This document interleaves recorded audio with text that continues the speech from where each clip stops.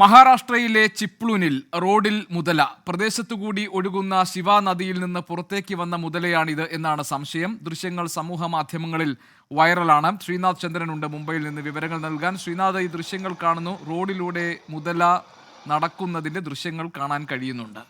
എന്താണ് ശ്രീനാഥ് വിശദാംശങ്ങൾ?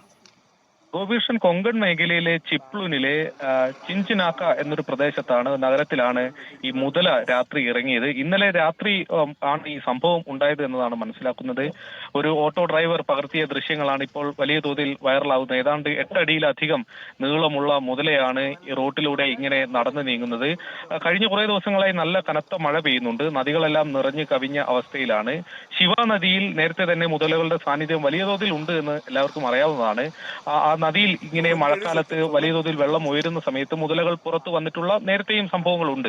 അത്തരമൊരു സംഭവത്തിന്റെ ഒരു ആവർത്തനമാണ് കഴിഞ്ഞ ദിവസം കണ്ടത്. ഏതായാലും മറ്റ് ആളപായമോ എന്തെങ്കിലും അപകടങ്ങളോ ഒന്നും തന്നെ ഇതുമൂലം ഉണ്ടായിട്ടില്ല. മുതല നടന്നു നീങ്ങുകയും തിരികെ നദിയിലേക്ക് മടങ്ങി എന്നതാണ് മനസ്സിലാക്കാൻ കഴിയുന്നത്. ശരി, ശ്രീനാഥ് ചന്ദ്രൻ മുംബൈയിൽ നിന്ന്.